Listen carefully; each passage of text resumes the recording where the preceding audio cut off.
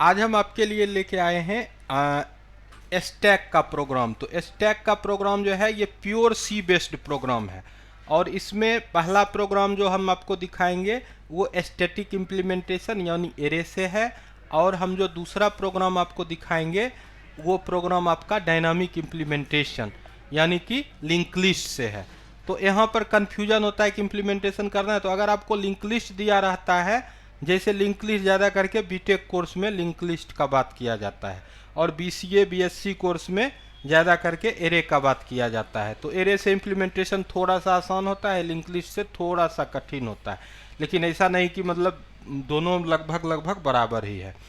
तो आप सबसे पहले हम इस स्टैक वाले को देख लेते हैं।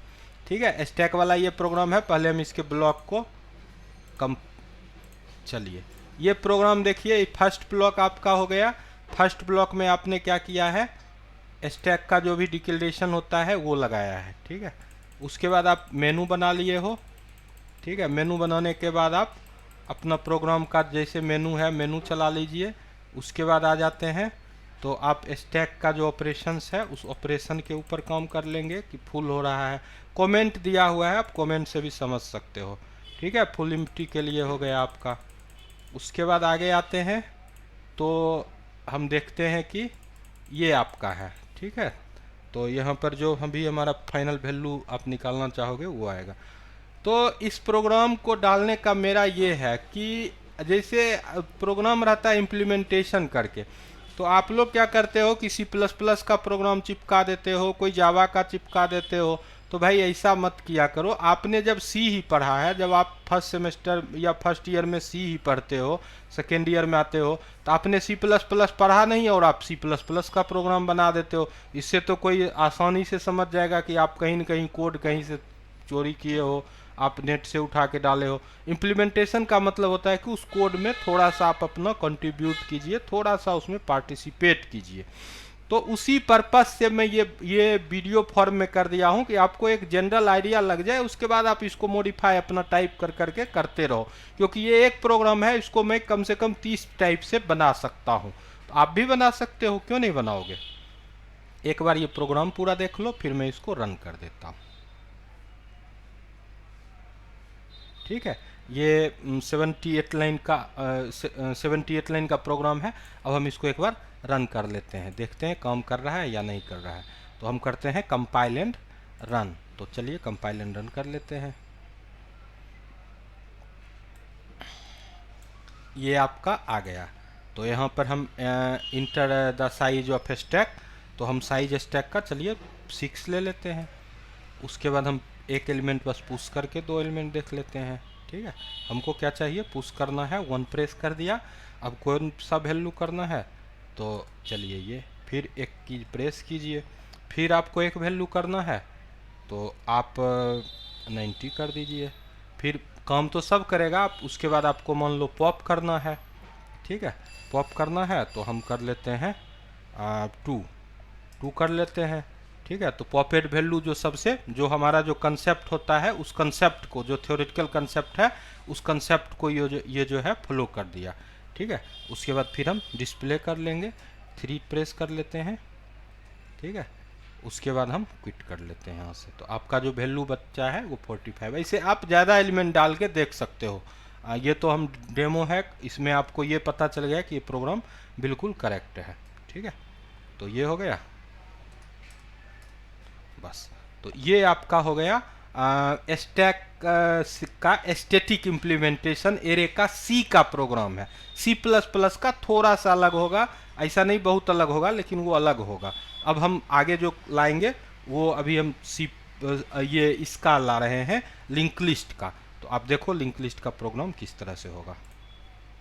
ये हमारा स्टैटिक ये स्टैटिक का हमने देखा। अब ये हमारा है स्टैक का डायनामिक इम्प्लीमेंटेशन जो कि लिंक लिस्ट से होता है, और ये ज़्यादा करके बीटेक और एमसीए वाले और एमएससी वाले जो डेटा स्ट्रक्चर कोर्स होता है उसमें बहुत ज़रूरी प्रोग्राम रहता है, बहुत बार पूछा जाता है, लैब में रहता है।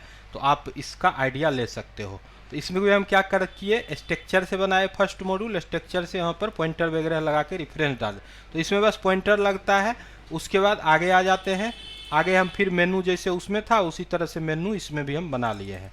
ठीक है, मेनू बनाने के बाद मेनू में तो सेम ही रहेगा। उसके बाद क्या करना है, हमको सब ऑपरेशन के लिए कोड लिखना है। तो पहला जो हमारा ऑपरेशन है उसका कोड आप देख लो। ठीक है, पुश का। ठीक है, उसके बाद आपका ये हो गया, फिर आ गया आपका, ठीक है, डिस्प्ले वगैरह के लिए जो भी ट्रैवर्सिंग करेगा, विजिटिंग होगा उसका। तो ये आपका पूरा कोड है। एक बार मैं स्लो में ये कोड फिर से चला देता हूँ, फिर मैं प्रोग्राम कंपाइल कर देता हूँ। तो ये आपका हो गया, आप देख लो।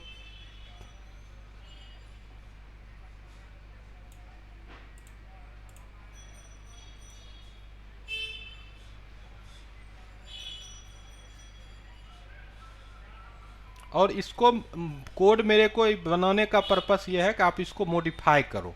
ऐसा नहीं कि कोड बना दिए बस इस कोड को टिपते रहो। इम्प्लीमेंटेशन का मतलब प्रोग्राम को कॉपी करके छापना नहीं होता है। इम्प्लीमेंटेशन का मतलब होता है आप उसमें कुछ कंट्रीब्यूट करके उसको कुछ नया मॉडिफाई करो, कुछ नया अच्छा से अच्छा बनाने का प्रयास करो।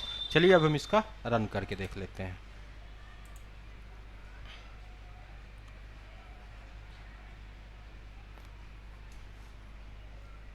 ये देखिए, ये थोड़ा सा टाइम लिया, मतलब ये अब देखिए ये आपका आ गया। इसमें भी मेनू उसी तरह से दिया हुआ है।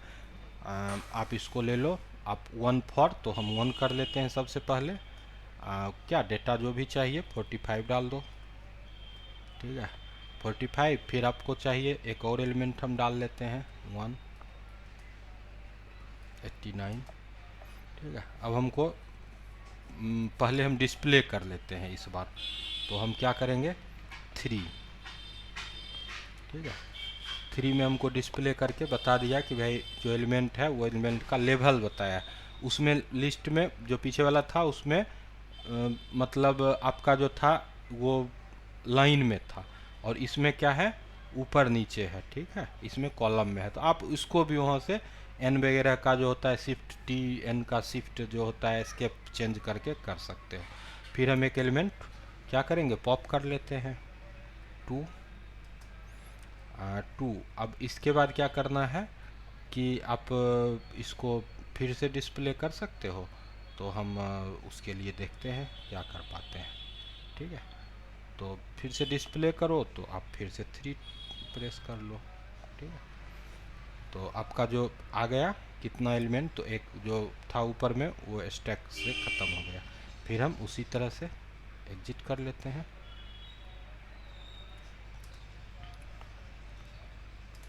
तो बस हो गया, ये इतना है। इस दोनों प्रोग्राम को देखने के बाद आपको जो पीछे वाला प्रोग्राम का आप टास्क समझो या सीखने का लर्निंग गाइड समझो, जो पीछे वाला प्रोग्राम में जो मेनू ड्राइवन है उसमें क्या है कि बार बार वो रिपीटेटिव जो है लंबा चलता है।